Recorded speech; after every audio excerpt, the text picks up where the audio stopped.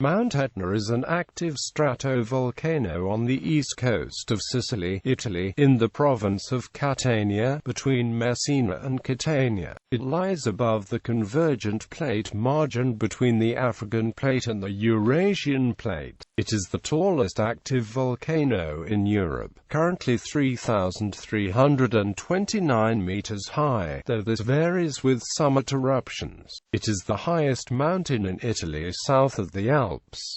Etna covers an area of 1,190 square kilometers with a basal circumference of 140 kilometers. This makes it by far the largest of the three active volcanoes in Italy, being about 2.5 times the height of the next largest, Mount Vesuvius. Only Mount Teide in Tenerife surpasses it in the whole of the European North African region. In Greek mythology, the deadly monster Typhon was trapped under this mountain by Zeus, the god of the sky and thunder and king of gods, and the forges of Hephaestus were said to also be located underneath it. Mount Etna is one of the most active volcanoes in the world and is in an almost constant state of activity. The fertile volcanic soils support extensive agriculture, with vineyards and orchards spread across the lower slopes of the mountain and the broad plain of Catania to the south. Due to its history of recent activity and nearby population, Mount Etna has been designated a decade volcano by the United Nations.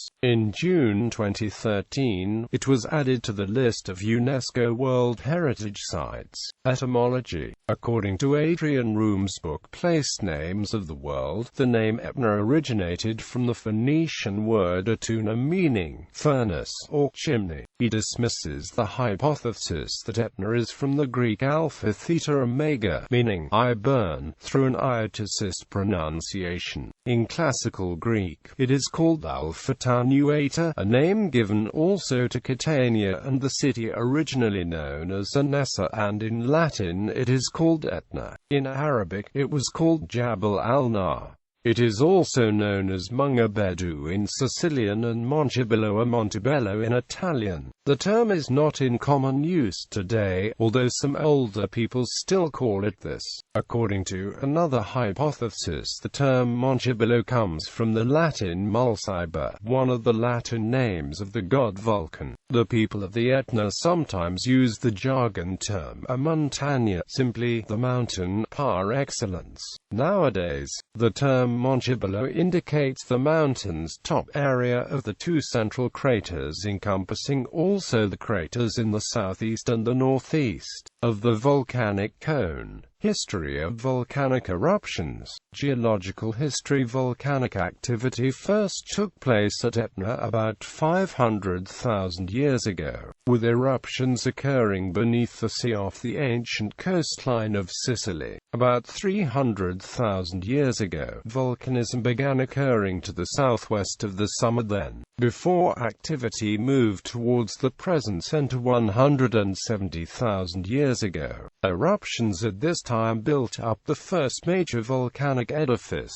forming a stratovolcano in alternating explosive and effusive eruptions. The growth of the mountain was occasionally interrupted by major eruptions, leading to the collapse of the summit to form calderas.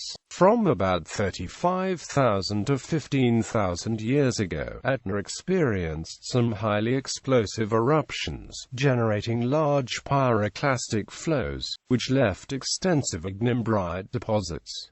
Ash from these eruptions has been found as far away as south of Rome's border, 800 kilometers to the north. Thousands of years ago, the eastern flank of the mountain experienced a catastrophic collapse, generating an enormous landslide in an event similar to that seen in the 1980 eruption of Mount St. Helens. The landslide left a large depression in the side of the volcano, known as Veiled Elbow V. Research published in 2006 suggested this occurred around 8,000 years ago, and caused a huge tsunami, which left its mark in several places in the eastern Mediterranean. It may have been the reason the settlement of Atlat, now below sea level, was suddenly abandoned around that time. The steep walls of the valley have suffered subsequent collapses on numerous occasions. The strata exposed in the valley walls provide an important and easily accessible record of Etna's eruptive history. The most recent collapse event at the summit of Etna is thought to have occurred about 2,000 years ago, forming what is known as the Piano caldera. This caldera has been almost entirely filled by subsequent lava eruptions, but is still visible as a distinct break in the slope of the mountain near the base of the present-day summit cone.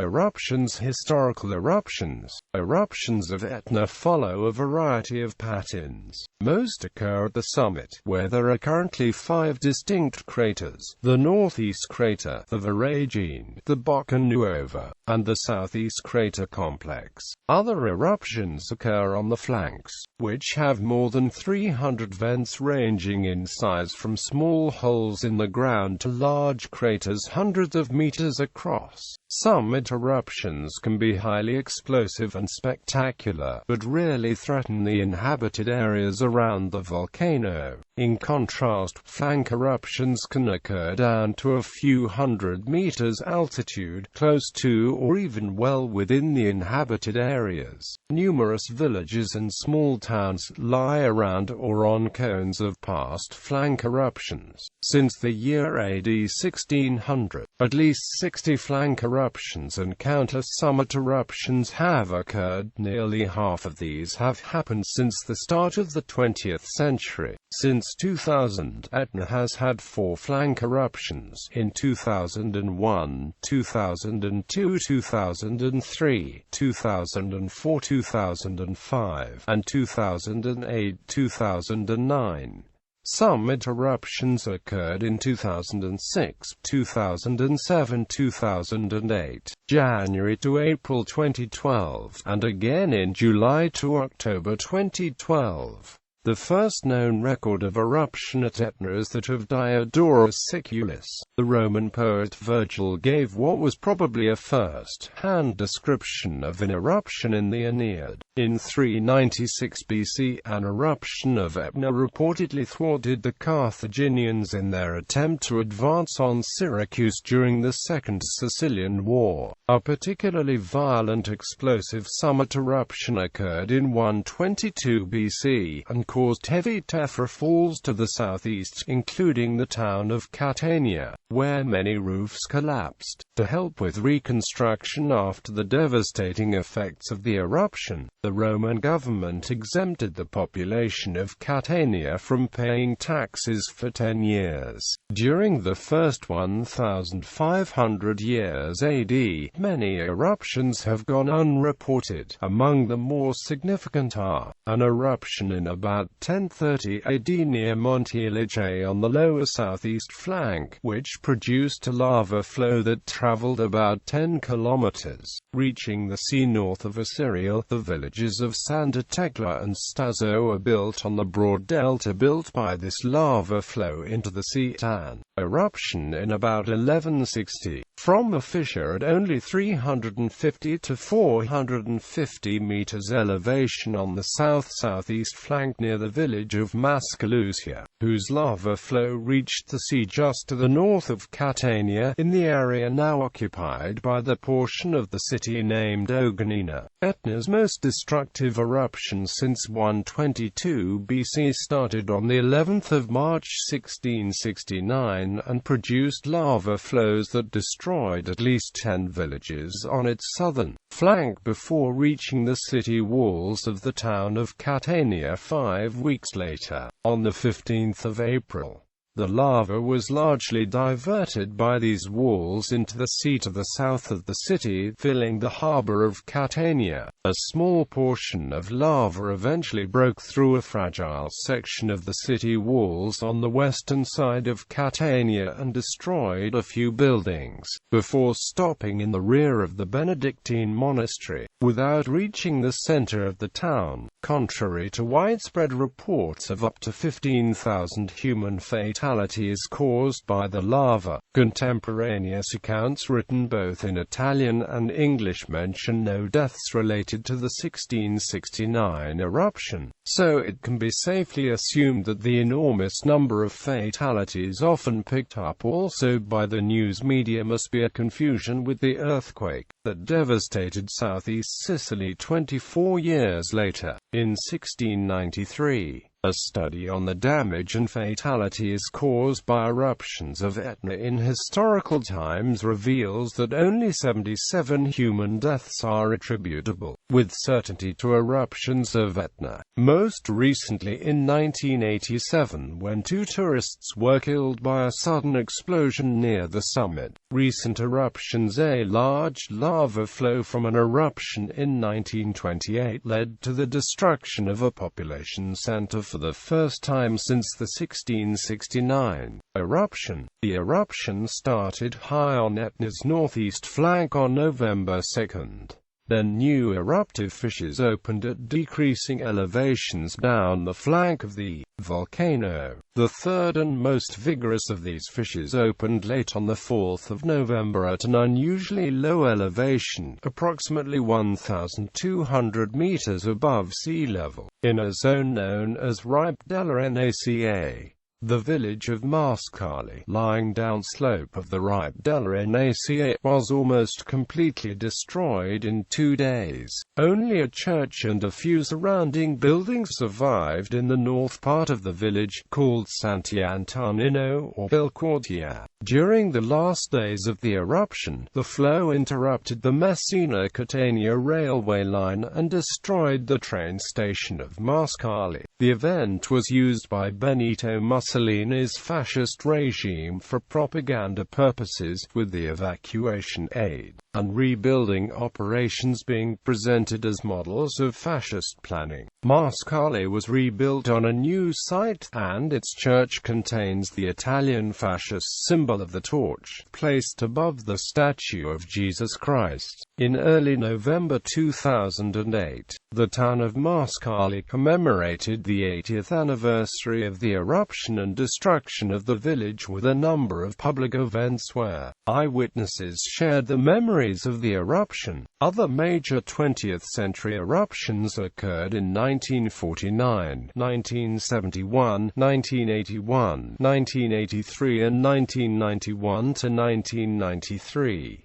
In 1971, lava buried the Etna Observatory, destroyed the first generation of the Etna cable car, and seriously threatened several small villages on Etna's east flank. In March 1981, the town of Randazzo on the northwestern flank of Etna narrowly escaped destruction by unusually fast-moving lava flows. That eruption was remarkably similar to one in 1928 that destroyed Mascali. The 1991 to 1993 eruptions saw the town of Zaffarana threatened by a lava flow, but successful diversion efforts saved the town with the loss of only one building a few hundred meters from the town's margin. Initially, such efforts consisted of the construction of earth barriers built perpendicularly to the flow direction. It was hoped that the eruption would stop before the artificial basins created behind the barriers would be completely filled. Instead, the eruption continued, and lava surmounted the barriers, heading directly towards Zaffarana. Engineers then decided to use explosives near the source of the lava flow, to disrupt a very efficient lava tube system through which the lava traveled for up to 7 kilometers without essentially losing heat and fluidity. The main main explosion on 23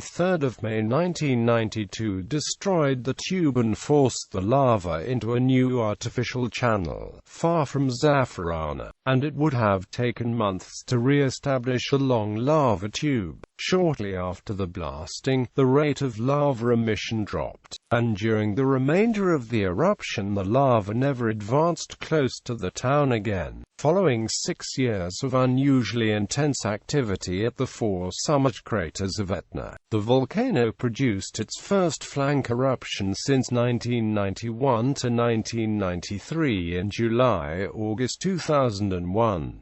This eruption, which involved activity from 7 distinct eruptive fissures mostly on the south slope of the volcano, was a mass media eruption, because it occurred at the height of the tourist season and numerous reporters and journalists were already in Italy to cover the G8 summit in Genoa. It also occurred close to one of the tourist areas on the volcano, and thus was easily accessible. Part of the Etna Sud tourist area, including the arrival station of the Etna cable car, were damaged by this eruption, which otherwise was a rather modest-sized event by Etna standards. In 2002-2003, a much larger eruption threw up a huge column of ash that could easily be seen from space and fell as far away as Libya, 600 kilometers south across the Mediterranean Sea. Seismic activity in this eruption caused the eastern flanks of the volcano to slip by up to 2 meters, and many houses on the flanks of the volcano experienced structural damage. The eruption also completely destroyed the tourist station Piano Provenzano on the northeastern flank of the volcano, and part of the tourist station Etna Sud around the Refugio Sapienza on the south flank. Footage from the eruptions was recorded by Lucasfilm and integrated into the landscape of the planet Mustafar in the 2005 film Star Wars: Episode III, Revenge of the Sith. The Refugio Sapienza is near the site of a cable car station which had previously been destroyed in the 1983 eruption. It has now been rebuilt, following a rather silent, slow and non-destructive lava outflow on the upper southeastern flank between September 2004 and March 2005. Intense eruptions occurred at the southeast crater in July to December 2006. These were followed by 4 episodes of lava fountaining, again at the southeast crater, on the 29th of March, 11 April, the 29th of April and the 7th of May 2007. Ash emissions and strombolian explosions started from a vent on the eastern side of the southeast crater in mid-August 2007. On the 4th of September 2007, a spectacular episode of lava fountaining occurred from the new vent on the east side of the southeast crater, also producing a plume of ash and scoria which fell over the east flank of the volcano. A lava flow traveled about 4.5 kilometers into the uninhabited Valle d'Elbove. This eruption was visible far into the plains of Sicily, ending the following morning between the hours of 5 to 7 a.m. local time. Catania Fontana Rossa Airport shut down operations during the night for safety precautions. An eruption on the morning of the 13th of May 2008, immediately to the east of Etna's summit craters, was accompanied by a swarm of more than 200 earthquakes and significant ground deformation in the summit area. The eruption continued at a slowly diminishing rate for 417 days, until the 6th of July 2009, making this the longest flank eruption of Etna since the 1991 to 1993 eruption that lasted 473 days. Previous eruptions, in 2001, 2002, 2003, and 2004-2005 had lasted 3 weeks, 3 months, and 6 months, respectively. Lava flows advanced 6.5 kilometers during the first few days of this eruption but thereafter stagnated at much minor distances from the vents. During the last months of the eruption, lava rarely advanced more than 1 kilometer downslope. Through January 2011 to February 2012, the summit craters of Etna were the site of intense activity. Frequent eruptions and ash columns forced the authorities to shut down the Catania airport on several occasions. The July 2011 episode also endangered the Sapienza refuge, the main tourist hub on the volcano, but the lava flow was successfully diverted. In 2014, a flank eruption started involving lava flows and strombolian eruptions. This was the first flank eruption since 2008-09. On the 3rd of December 2015, an eruption occurred which climaxed between 3:20 and 4:10 local time. The Eurasian crater exhibited a lava fountain which reached 1 kilometer in height, with an ash plume which reached 3 kilometers in height. The activity continued on the following days, with an ash plume that reached 7 kilometers in height that forced to shut down Catania airport for a few hours. Smoke rings. In the 1970s, Etna erupted smoke rings, one of the first captured events of this type, which are extremely rare. This happened again in 2000. Video footage of the 8th of June 2000 event was captured by naturalist filmmaker Jeff Mackley. Another event occurred on the 11th of April 2013. Geopolitical oddity. The borders of 10 municipalities, Castiglione di Sicilia, Malletto, Nicolosi, Randazzo, Sant'Alfio, Zafra and Etna, meet on the summit of Mount Etna, making this point one of 11-fold complexity, and thus evidently the most complicated geopolitical multi-point anywhere north of the South Pole. Facilities. Etna is one of Sicily's main tourist attractions, with thousands of visitors every year. The most common route is through the road leading to Sapienza Refuge ski area, lying at the south of the crater at elevation of 1,910 meters. For the refuge, a cableway runs uphill to an elevation of 2,500 meters, from where the crater area at 2,920 meters is accessible. Stage 9 of the 2011 Giro d'Italia finished at the Sapienza Refuge. Alberto Contador initially took the win, but he was later disqualified and the stage win passed on to Jose Ruggiano. Ferrovia Circumetna Round Etna Railway is a narrow-gauge railway constructed between 1889 and 1895. It runs around the volcano in a 110 km long semicircle starting in Catania and ending in Riposto, 28 kilometers north of Catania. There are 2 ski resorts on Etna, one at the Sapienza Refuge, with a chairlift and 3 ski lifts, and a smaller one on the north, at Piano Provenzano, with 3 lifts and a chairlift.